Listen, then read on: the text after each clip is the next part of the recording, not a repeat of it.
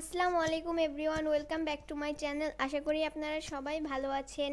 আজ আমি আপনাদেরকে তৈরি করে দেখাবো মজাদার কামরাঙ্গা ভর্তা বা কামরাঙ্গা মাখা। এটা আমরা প্রায় সময় স্কুল গেটে বিক্রি করতে দেখি, তবে সেটা স্বাস্থ্যকর নয়, কারণ তাতে রাস্তা অনেক ধুলাবালি পড়ে। তো আজ আমি আপনাদেরকে তৈরি করে দেখাবো স্বাস্থ্যকরভাবে কামরাঙ্গা মাখা। তো চলুন দেখে আসি এটা কী করে তৈরি করতে হবে। প্রথমে আমি দুটো কামরাঙ্গা সুন্দর করে ধুয়ে নিয়েছি। এখন আমি কামরাঙ্গার সাইডের শক্ত অংশটাকে কেটে ফেলবো। আপনারা চাইলে এটা নাও কাটতে পারেন, তবে এটা আমি কেটে ফেলছি যেহেতু এটা শক্ত।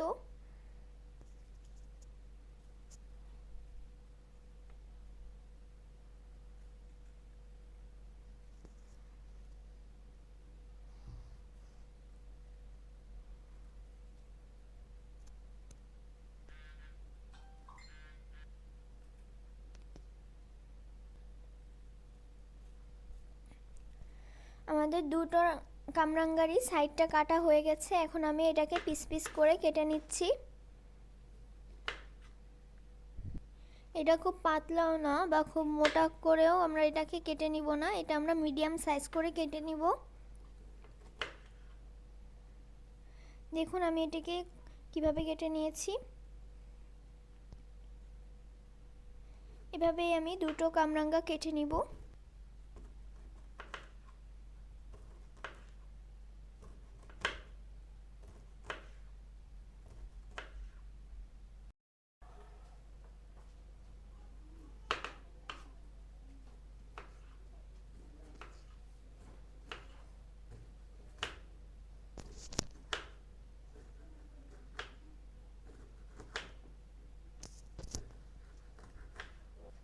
দেখুন আমি দুটো কামরাঙ্গায় পিস পিস করে কেটে নিয়েছি। এখন আমি এটাকে একটি বাটিতে উঠিয়ে নিব।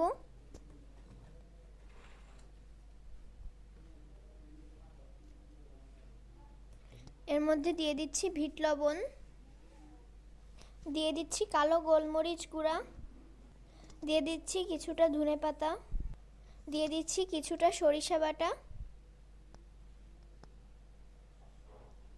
এখন আমি এর মধ্যে দিয়ে দিচ্ছি আগে থেকে টেলে রাখা দুটো শুকনো মরিচ।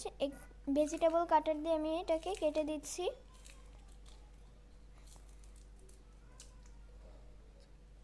আপনারা চাইলে এটা হাত দিয়েও গুঁড়া করে নিতে পারেন।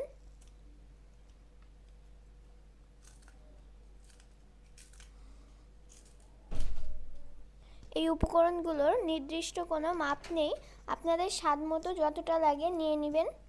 এখন আমি এটাকে মাখিয়ে নিচ্ছি।